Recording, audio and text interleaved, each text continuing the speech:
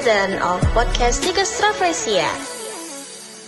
Assalamualaikum warahmatullahi wabarakatuh. Halo Sobat Raffles, kembali lagi nih sama aku Afila di sesi podcast Tikus Rafflesia. Hari ini kita kedatangan bintang tamu yang luar biasa hebat. Beliau ini adalah salah satu dulunya mahasiswa juga di sini dari Stikas Rafflesia. Itu namanya bukan Stikas, tapi masih Akbar ya Bu ya. Langsung aja di sini ada Ibu Dewi. Ya. Ibu, apa kabar Ibu? Alhamdulillah, kabar baik ya, dan sehat. Hari ini kita mau podcast Bu, di sini kita ngobrol-ngobrol aja, sharing sama teman-teman juga di YouTube. Kita bakalan bahas tentang tema kali ini, yaitu pengembangan pengetahuan dan keterampilan gitu. Teman-teman mungkin nanti disimak, dan boleh kalau misalkan Bu Dewi mau kita ajak ngobrol lagi, boleh komen-komen di bawah. Nanti kita ngobrol lagi sama Bu Dewi. Oke, sebelumnya Bu, Ibu masuk ke Stikes itu tahun berapa Bu, kalau boleh tahu? Ya, saya masuk di D3 Keperawatan ya, Oh, zaman D3 dulu. Keperawatan. Ya, itu tahun 1993. Saya belum lahir malah. Belum lahir ya. Masih Ya. gimana ya? Ya. Tahun berarti masih Akper ya Bu ya? Ya, masih Angkatan Angkatan kedua. Angkatan saya. kedua. Wah, keren banget. Boleh diceritain nggak sih Bu dulu seperti apa Stikes ini, maksudnya Akper berarti ya, Akper ini seperti apa, dosen-dosennya seperti apa, lalu mungkin bisa di-sharing juga pengalaman kuliahnya di sini, seru-serunya, sedihnya, suka dukanya gitu. Baik, kalau di D3 Keperawatan Akper Rafflesia itu kita memang sangat berjuang ya untuk menerima ilmu pengetahuan terutama tentang dunia keperawatan. Ini kami bersama teman-teman itu luar biasa belajarnya. Kemudian guru-gurunya, dosennya, terutama itu pemilik yayasan dan direktur di Rafflesia itu luar biasa membimbing kita semua untuk kitanya menjadi orang-orang yang memang bermanfaat setelah lulus dari keperawatan di sini.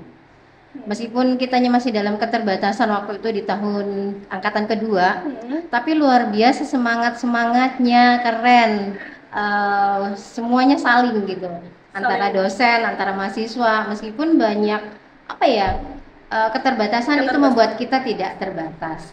Contohnya misal mungkin teman-teman sekarang ini nggak kenal ya dengan mesin ketik gitu ya. Udah laptop. Kalau zaman kitanya dulu itu kalau buat laporan itu ditulis dulu, diketik, ketikannya juga kan hanya terbatas, bisa pinjem sama temennya, dan kebetulan kita di asrama. Jadi di asrama itu memang kekeluarganya terbentuk, saling bantu, saling melengkapi. Jadi setiap tugas itu ya kita kerjakannya bersama-sama dan bagi tugas. Apalagi ya kalau sekarang enak ya bahasa Indonesia semua tuh untuk materinya, buku-bukunya. Kalau kita dulu bahasa Inggris semua, jadi harus translate.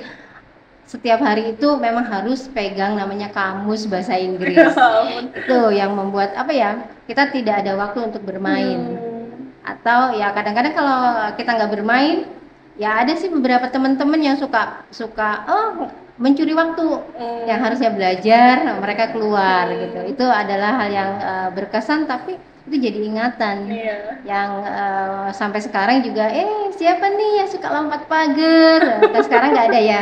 Kalau zaman dulu karena mungkin kita memang belajar gitu, ada titik yang memang harus keluar itu, dan Pak Jaidin itu ketua yayasan dan Ibu Nila itu memang sangat perhatian dengan kita terutama memanfaatkan waktu belajar. Kalau sekarang nggak ada kentongan ya. Kalau zaman dulu kalau Pak Jaidin udah bilang ada kentongan teng itu adalah artinya bahwa semua yang ada di asrama itu wajib untuk belajar. Yang nyuci tidak boleh ada yang nyuci, yang ngobrol di ruang makan nggak boleh ada yang ngobrol, semuanya harus belajar. Meskipun kita terpisah ya, waktu itu asrama putrinya di sini, asrama putranya ada di sebelah sana. Jadi nggak ketemu, paling malam minggu gitu. Kalau misalnya ketemu suka diusir-usir kalau udah jam 9. Itu juga kenapa malam minggu itu dinantikan kalau zaman dulu ya? Karena nunggu telepon. Ya, teleponnya hanya satu di asrama. Itu juga jadi untuk kangennya dengan keluarga, dengan teman itu rebutan. Jadi itu juga sebenarnya menyemangati ya, bahwa kita belajar itu memang tidak bisa sendiri, tapi ada orang-orang penting yang menyemangati. Saling support ya Bu. Ini lumayan seru juga nih cerita di asrama. Jadi dulu tuh suka ada kentongan tuh Bu. Kalau misalkan itu tandanya berarti oke nih waktunya untuk belajar nih. Kalau untuk Kalau sekarang kayaknya bebas sih Bu. Kalau di asrama, kebetulan saya bukan asrama, tapi kayaknya sekarang, tapi memang ada jam-jam malam dan jam-jam tertentu. Tapi kalau untuk belajar dan lain-lain, kayak sekarang udah bebas Bu. Karena Bapak juga kan udah jarang ke situ, mungkin kan ya. Jadi sekarang udah lebih leluasa sih kayaknya anak-anak juga. Terus belajar juga sekarang udah dari HP udah bisa langsung Udah buka semua Bu. langsung, Kalau ya. mungkin dulu seru karena kita harus ayo belajar bareng, baca bareng, bukunya satu rame-rame, itu mungkin jadi hal yang seru, tapi beda sama sekarang kali ya Bu ya itu. Ya, mengesankan itu. Apalagi kan kita kalau di asrama itu ada makan ya, pakai ompreng. Apa itu bahasanya sekarang? Ompreng apa ya Bu? Ya, Makan bersama. Tempat makan. Oh, bekal. Tempat makan itu menu pagi, siang, malam itu kan selalu berbeda. Tapi karena setiap pagi kan katanya, oh kok nasi goreng sama telur. Besoknya pagi lagi udah ketemu lagi nih, masih telur sama kerupuk kayak gitu. Itu juga jadi kenangan manis. Ternyata makan bersama itu sebenarnya juga sudah diajarkan. Untuk apa? Untuk kita tetap menjalin komunikasi karena makan itu juga kita suka ngomongin pelajaran bukan yang lain. Apalagi kalau kita mau presentasi gitu kan. Kalau zaman dulu itu kan kita wajib yang namanya mempresentasikan kasus. Bahasanya kalau kita dulu seminar, nggak tahu kalau sekarang. Sekarang biasanya sih bedah kasus atau kita bahas kasus bedanya aja gitu sih, ya. gitu. Udah seminar, kapan kita seminarnya kelompoknya? Tuh di ruang makan biasanya kita mendiskusikannya. Karena kan kita harus mempersiapkan. Kalau sekarang kan tinggal ketik gitu ya. Udah ketemu semua. Kalau zamannya kita itu enggak, itu juga membuat apa ya, kita tidak pernah melupakan kebersamaan selama di Rafflesia. Jadi ada transitan kemarin patologinya apa, etiologinya apa, itu kan bahasa Inggris semua gitu kan. Jadi udah punya tugas masing-masing. Nanti ada yang nulis, khusus yang nulis, ada tugas yang ngetik. Gitu. Nanti ada tugas yang fotokopi, akhirnya menjilid. Nah, nanti itu yang kita temukan perjuangannya kita pada saat kita mau mendapatkan ilmu pengetahuan, sehingga kita memang benar-benar melekat gitu. Jadi kalau misalnya belajar gitu ya, mana frontalmu? Wah, udah mulai. Mana? Itu jadi seru, dan kita tidak semua kan waktu itu berani untuk berbicara, berkomunikasi minimal. Tetapi Bu Nila almarhum itu mengajarkan tentang komunikasi terapeutik, etika keperawatan kepada kita. Jadi teman-teman kita itu kan ada yang dari kampung, contohnya saya dulu kan orangnya pemalu, nggak mau ngomong. Tapi teman-teman support, nggak apa-apa Wi, kamu pasti bisa, jadi moderator aja, gitu kan kalau misalnya seminar gitu kan. Meskipun hanya assalamualaikum warahmatullahi wabarakatuh gitu. Itu bisa, akhirnya itu yang membuat kita ternyata komunikasi itu memang penting. Dan pada saat kita ke lapangan memang harus siap. Nah, mengajarkannya gimana tuh? Dosen-dosen pada saat itu di kamar mandi itu ada kaca besar. Saya lihat tadi intip udah tinggal sedikit ya. Itu adalah media kita belajar berkomunikasi. Jadi memang ditekankan kita untuk komunikasi itu berbicara dengan orang itu benar-benar bagaimana nih menyapa. Ya, kalau dulu ada 5S ya, senyum, sapa, sentuh, salam. Itu memang benar-benar kita praktekkan dalam keseharian. Kalau misalnya ada teman kita yang belum mau itu, ayo dong itu di kaca, ada kaca. Jadi bukan hanya nyuci aja, tapi di situ kaca itu adalah media. Untuk kita belajar untuk berbicara atau berkomunikasi. Dan itu ternyata sepertinya sih kayak nggak ada nggak ada manfaatnya. Ternyata pada saat kita udah keluar dari sini, justru itulah yang memang digunakan ataupun sangat bermanfaat. Contohnya, pada saat saya mau diterima di RSCM, itu bukan hanya tes tulis, tapi ada tes wawancara, ada tes attitude gitu kan. Jadi bagaimana kita cara berjalan, bagaimana kita berpakaian, bagaimana kita menyapa, bagaimana kita duduk, itu semuanya jadi penilaian pada saat kita mau kerja. Karena kita udah terbiasa, ya alhamdulillah bisa ada beberapa teman satu angkatan dan sampai saat ini juga masih ada di RSCM. Tuh. Ini menarik juga ya teman-teman. Bu Dewi ini tadi sempat sedikit-sedikit di-spill pernah kerja di RSCM, Ya. dikasih tahu juga tuh gimana cara lolosnya. Kalau boleh tahu setelah Ibu lulus berarti tahun berapa ya Bu dari Akper? Tahun 96. Tahun 96, lalu apakah Ibu langsung bekerja atau kuliah lagi Bu? Bisa diceritain nggak tuh sampai akhirnya bisa keterima di RSCM nih seperti apa? Ya. Kalau begitu sudah lulus gitu ya, ada happy, ada bahagia, ada senang gitu ya. Kita udah lulus nih, tapi begitu setelah lulus luar biasa. Waduh, kemana ya? Kenapa ini kemana? Bikin lamaran gitu ya, lamaran pekerjaan ya. Itu kemana-mana, dan itu pun juga dari daerah yang nggak mau pulang gitu ya. Karena punya prinsip, kita mau pulang kampung kalau kita berhasil dulu, Oke, atau bagus. mendapatkan ilmu yang cukup, Iya. karena mau membangun kan. Nah itu juga teman-teman, saya ngelamar tuh di Tanjung Priuk dengan teman-teman yang ada di Tanjung Priuk, ke Bekasi, mampir ke teman-teman yang tinggalnya di Bekasi, ke Tangerang gitu. Sampai akhirnya ternyata lamarannya diterima sih, tapi dipanggil, tapi belum tentu diterima. Tapi alhamdulillah sih dapat kesempatan di RSCM itu dipanggil dengan sesi yaitu tadi, bahwa ada tes wawancara, ada tes tulis. Jadi wawancaranya itu adalah yang diperhatikan adalah bagaimana kita masuk, bagaimana kita duduk, bagaimana kita menyampaikan sesuatu. Kemudian dari pakaian dan lain sebagainya. Itu ternyata menjadi pertimbangan penting untuk bisa diterima. Sedetail itu berarti ya Bu, Iya. sampai cara duduk, cara masuk, Iya. cara menyapa pertama kali, seperti itu ya Bu. Ini sebelumnya kalau misalkan kalau saya kan belum pernah pengalaman punya maksudnya daftar pekerjaan, jadi saya baru tahu nih kalau misalkan sedetail itu ya kita kalau mau daftar gitu teman-teman. Ini bisa dijadikan bekal juga nih buat yang baru lulus. Terus setelah itu Bu, setelah Ibu bekerja di RSCM itu gimana kelanjutannya Bu? Ya, saya bekerja di RSCM itu nggak lama, karena ternyata di sana di RSCM itu kan dekat Fakultas Ilmu Keperawatan, gitu kan. Iya. Jadi ada energi, kita nih harus nimba ilmu lagi nih, mau belajar lagi. Ternyata tanya-tanya dengan semua yang sudah kerja di sana, wah waiting listnya panjang Wi, kalau mau kuliah lagi lama gitu. Tapi nggak usah khawatir, 1 tahun CPNS. Nah, pada saat ditawarin CPNS itu bingung, Iya. karena mau keluar juga susah. Iya betul. Akhirnya saya bilang saya ingin ngabdi di tempat lain, dan alhamdulillah dengan segala macam ini ya akhirnya dilepas juga, dapat pengalaman kerja meskipun hanya 1 tahun. Dan saya kembali bergabung di Rafflesia.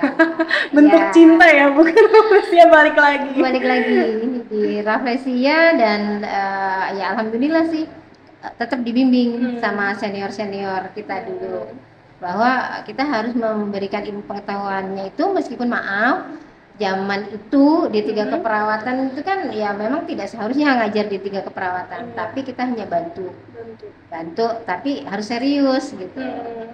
Dan seiring waktu mereka berkeyakinan bahwa yang tinggal di Rafflesia itu tidak cukup hanya stok, mandek ilmunya di situ, semuanya belajar. Jadi terpacu, karena yang jadi dosen di Rafflesia yang tadinya di 3 keperawatan itu berpacu ke jenjang lebih tinggi. Contohnya Bu Siti Solihat itu lebih duluan gitu ya, ke UI waktu itu di UI pertama kali. Jadi kita lebih semangat lagi, ternyata semua dapat di UI ya. Dan alhamdulillah sih yang jadi dosen di UI yang waktunya lulusan di sini di Rafflesia, itu semua diterima di UI. Alhamdulillah.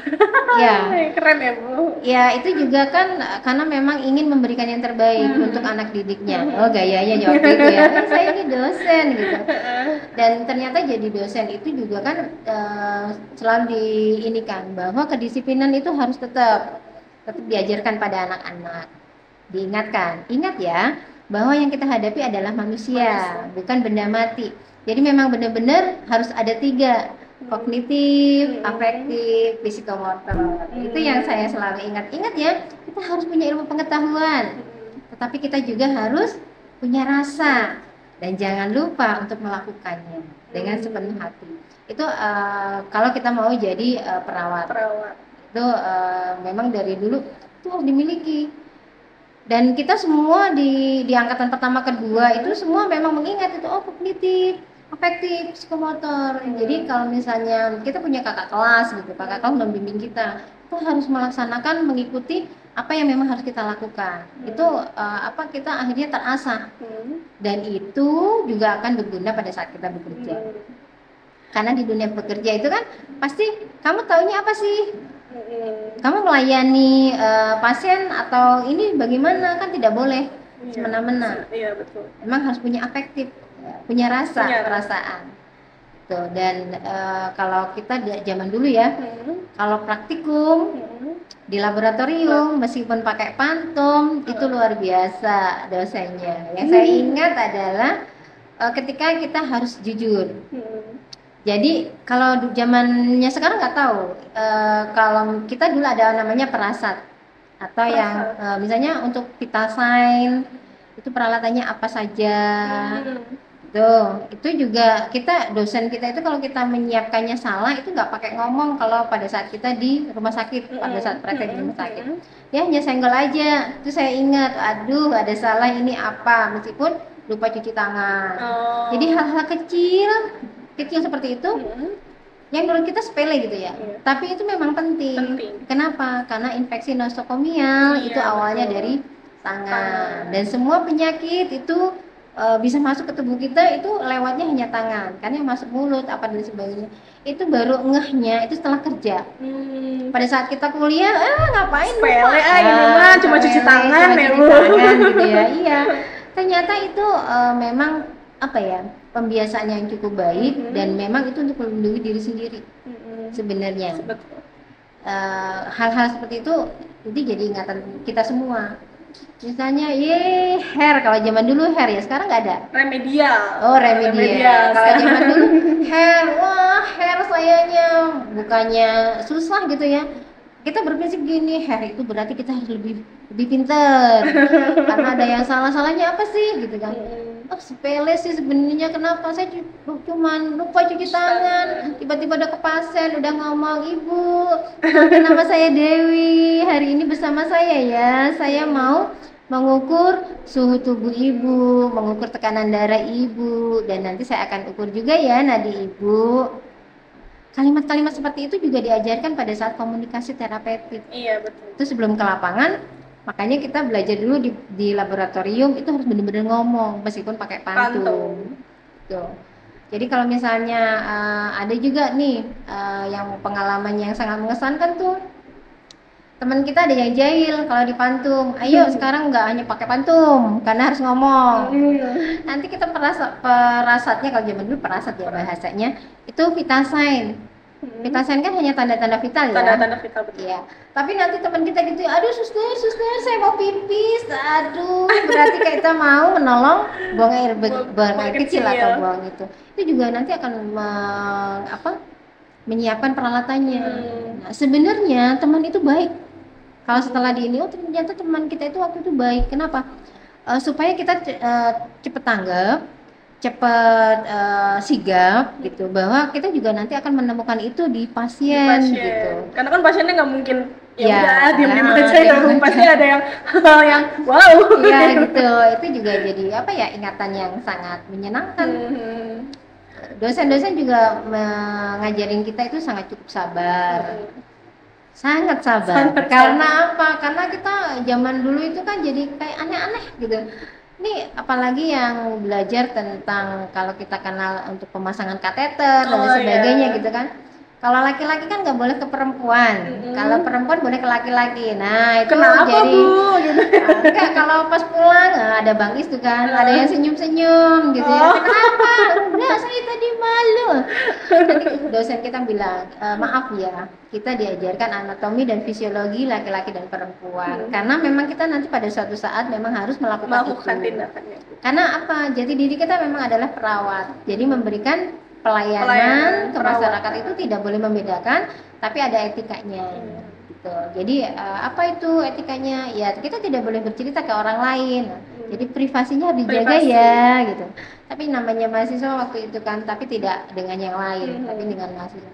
Sebenarnya pada saat kita bercanda itu juga sebenarnya kan ada ilmu tuh. yang tadinya tadi dapat ini kasusnya iya. ini gitu Itu ya Bu? menyenangkan pada saat kita setiap praktek itu. Jadi ceritanya bukan kalau sekarang maaf mungkin dengan intens HP-nya masing-masing gitu ya. Kalau zaman dulu enggak. Jadi setiap kita praktek ke rumah sakit, kalau kita dulu kan rumah sakit Cibinong gitu ya. Oh, RSUD Cibinong. Ya, RSCM, kemudian PMI gitu kan, rumah sakit jiwanya di Bogor. Itu semuanya kita tuh punya cerita setiap pulang. Tukar cerita ya Bu? Ceritanya itu bukan yang lain-lain, tapi cerita memang bagaimana nih hari ini, bagaimana pasienmu hari ini, karena memang kita diajarkan harus benar-benar menguasai satu pasien dengan satu kasus, karena memang harus diceritakan nanti.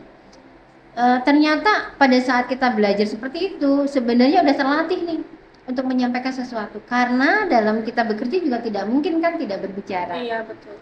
Tuh, itu menariknya. Pokoknya keren deh waktu itu kuliah di D3 keperawatan Rafflesia ini, karena ilmunya itu memang benar-benar diberikan dan kita menerimanya juga dengan senang hati walaupun banyak juga lika-likunya ya Bu. Jauh dari orang tua mungkin kalau misalkan asrama. Ya, itu dulu kalau minta uang juga kan masih pakai wesel. Wesel itu apa ya Bu? Apa itu? Kalau ada Pak Pos, yang lewat itu. Jadi itu kalau ada Pak Pos, pertama surat. Yang kedua yang dinantikan adalah wesel. Jadi kiriman orang tua. Kan kalau waktu itu kan masih jarang kan kita punya ATM. Gitu. Tuh. Dan kalau buku-buku kita bersyukur ya Pak Jaidin dan Bu Mila itu memfasilitasi dengan cukup baik.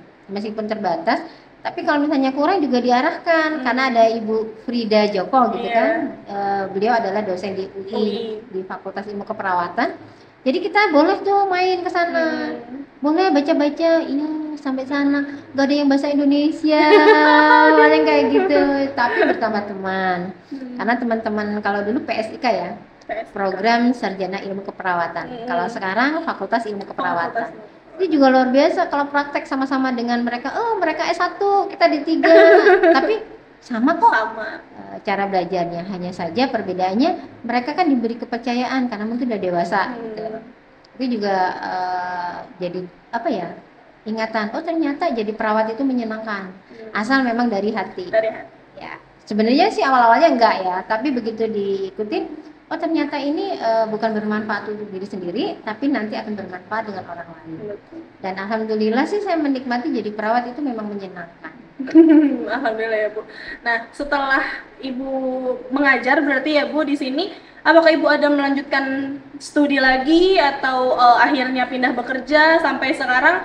Alhamdulillah di Dinkes ya Bu. Ya, tugas di Dinkes itu kan luar biasa hebat ya Bu. Maksudnya perjalanan Ibu seperti apa tuh sampai akhirnya di posisi yang sekarang? Oke, baik. Karena itu tadi ya, karena pemikirannya saya anak kampung nih. Jadi kalau pulang itu harus cukup ilmunya karena memang kita pamitnya kan kuliah. Kalau tahun 93 itu kan hanya orang-orang tertentu saja yang kuliah. Jadi memang benar-benar belajarnya serius. Dan kenapa saya juga berhenti di RSCM karena salah satunya keinginannya adalah bisa sampai ke S1. Saya juga tidak berputus asa.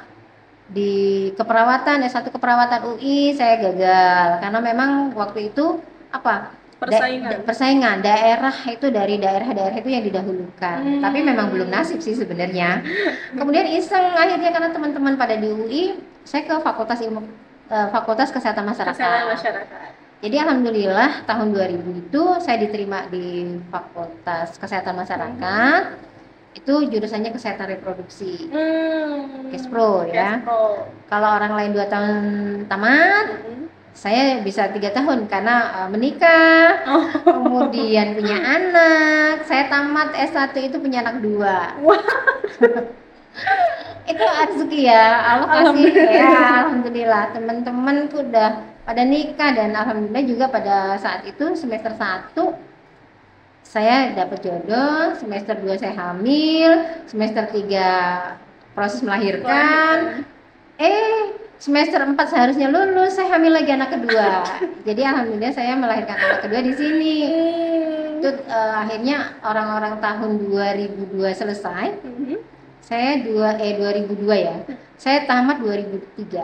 2003, berarti pas saya lahir ibu udah yang satu. Ya, alhamdulillah saya sama juga ya dengan perjuangan. Karena kan memang segala sesuatu itu kalau kita punya keinginan apapun itu pasti Pasti. ingin diwujudkan. Dan alhamdulillah saya selesai. Karena kenapa saya pindah ke kampung gitu? Karena kebetulan saya dapat jodoh, dapat suami adalah teman SMA Oh, dan orang kampung. jodohnya udah jauh-jauh ke Depok, taunya jodohnya di kampung-kampung Betul. juga ya, Bu. Jadi alasannya kenapa pamit dari sini bukan karena suatu hal apa, tapi ikut suami. Ikut. Nah, tetapi karena itu tadi, karena dari awal memang memperjuangkan pendidikan itu penting, sampai di kampung pun saya di sana diterima untuk jadi dosen di Akper Depkes waktu itu ya di sana. Di tahun 2003 saya ke sana dan alhamdulillah ada pembukaan CPNS di tahun 2005. Teman-teman saya di sini bilang, Dewi di kampung di daerah itu pasti butuh orang-orang seperti Dewi. Dan alhamdulillah saya bilang ya doanya ya mudah-mudahan saja saya bisa ikut dan bisa jadi abdi negara gitu ya. Tapi abdi negaranya sesuai dengan apa yang kita miliki. Gitu. Dan alhamdulillah lulus tahun 2005. Lulusnya pun dari ibarat kata hingar-bingarnya di sini, saya diletakkan di daerah transmigrasi yang tidak ada listrik, air susah, mau keluar juga susah. Tapi luar biasa karena saya di sini dididik memang pantang menyerah ya. Kenapa pantang menyerah? Iyalah orang belajar untuk tahu patologi, etiologi dari bahasa Inggris yang nggak ngerti sama sekali, akhirnya harus paham. Itu kan jadi didikan kita ya bahwa hidup ini tidak boleh pantang menyerah dalam mewujudkan apapun yang kita inginkan, terutama untuk bermanfaat bagi masyarakat. Dan alhamdulillah Allah juga sayang nih, jangan lama-lama ya Wi di daerah transmigrasinya gitu. 3 tahun di sana saya ditarik ke dinas kesehatan. Dan di dinas kesehatan kalau namanya di Sumatera itu kan maaf ngomongnya kan juga agak kenceng-kenceng gitu, jadi saya kelihatan lemah lembut ngomongnya. Ibu Dewi ini ngomongnya kalem banget kayak orang bukan Sumatera. Ya saya bilang kalau dibilang saya orang Jawa enggak gitu. Tapi saya lahir asli besar di Sumatera. Gitu. Oke, kalau misalkan sekarang Ibu, ini Ibu berarti jabatannya di posisi Ibu yang sekarang itu apa ya, Bu? Saya pernah begitu di dinas kesehatan itu menjadi kepala seksi promosi kesehatan. Oh iya. Itu cukup lama ya, 7 tahun. Kemudian diberi amanah itu menjadi kepala bidang kesehatan masyarakat. Dan akhirnya bergantian dan lain sebagainya, saya memilih bahwa pilihan saya itu tetap kembali bahwa saya ingin jadi sosok awal, yaitu bagaimana saya dengan susah payah, dengan perjuangan di kesehatan, di keperawatan, dan akhirnya ke kesehatan masyarakat. Dan saat ini saya udah baru 1 tahun sih, 1 tahun di Rumah Sakit Umum Daerah Muara Beliti. Oh, udah ke rumah sakit lagi ya, Bu? Kembali ke jati diri sebetulnya. Jadi ketemu dengan teman-teman yang memberikan pelayanan kepada yang sakit, yang membutuhkan, itu kan ada sesuatu sendiri. Kepuasan tersendiri ya, Bu? Meskipun di sana sebagai penyuluh kesehatan rumah sakit, jadi tetap dipakai dua-duanya. Tetap yang penting masih ketemu sama masyarakat juga ya Bu, bisa edukasi juga, ilmu keperawatan yang nggak kebuang ya Bu. Oke, mungkin ini terakhir ya Bu, pesan-pesan untuk teman-teman yang sekarang masih kuliah di Stikes Rafflesia. Mungkin setelah tadi kita udah dengar nih cerita Ibu yang wow, ternyata lika-likunya banyak juga ya Bu, sampai akhirnya di titik ini. Mungkin ada pesan yang Ibu bisa sampaikan ke teman-teman sekalian? Ya, baik. Untuk teman-teman, adik-adik semua yang sedang melakukan studi, melakukan ataupun lagi menempuh pendidikan di dulunya di 3 keperawatan, sekarang selamat menjadi Stikes Rafflesia. Ini cukup pesat perkembangannya karena memang mendedikasikan di dunia pendidikan itu tidak mungkin tanpa perjuangan. Jadi yuk sama-sama berjuang, bukan untuk orang lain, tapi berjuang untuk diri kita sendiri, untuk mewujudkan apa yang memang kita inginkan. Dan itu semua nanti kalau kita menyenangkan diri kita, itu tidak mungkin tidak ya, pasti menyenangkan orang tua. Kalau orang tua senang, insya Allah hidup kita senang. Jadi pesan saya tetap semangat belajarnya, jangan pantang menyerah, karena segala sesuatu itu tidak mungkin dengan mudah dicapai tanpa ada perjuangan. Dan perjuangan tidak akan pernah mengkhianati hasil Iya, ya Bu. betul, karena bersusah payah itu lebih baik ketimbang kita sekarang santai-santai tapi nanti menderita, nggak ada gunanya. Karena kan dunia kerja sekarang kan luar biasa. Keras ya Bu. Iya. Kalau zamannya dulu kita kan nggak segitu ya, masih banyak peluang pekerjaannya. Kalau Dan sekarang tarik-tarikan Bu. Gitu. terus kalah juga kan dengan IT ya. Iya. Kemudian pokoknya yang jelas di Rafflesia ini jangan takut, jangan khawatir, karena kami juga semua keluarga itu lulusannya dari keperawatan atau D3 keperawatan, bahkan ada yang di Stikes. Di Rafflesia ini alhamdulillah semuanya bekerja. Alhamdulillah. Ya. Ya mungkin teman-teman Bu Dewi ini salah satu contoh yang akhirnya berhasil ya Bu, dari akper yang dulunya kayak minder, aduh ini cuma akper, ternyata bisa loh berjuang di dunia pekerjaan yang mungkin ada dari institusi-institusi yang lebih besar daripada akper Rafflesia pada saat itu ya Bu. Oke, sekian aja ya Bu, mungkin terima Ya, kasih Bu Dewi sama-sama. udah berbagi kisahnya juga di sini, udah berbagi info, sharing, dan tadi udah ada kesan yang sangat-sangat bermanfaat. Untuk teman-teman Sobat Raffles, tetap nantikan podcast Stikes Rafflesia yang akan tayang setiap bulannya. Jadi jangan lupa untuk share, komen, dan subscribe. Saya Afila dan juga Bu Dewi pamit undur diri. Wassalamualaikum warahmatullahi wabarakatuh. Waalaikumsalam warahmatullahi wabarakatuh. Terima kasih.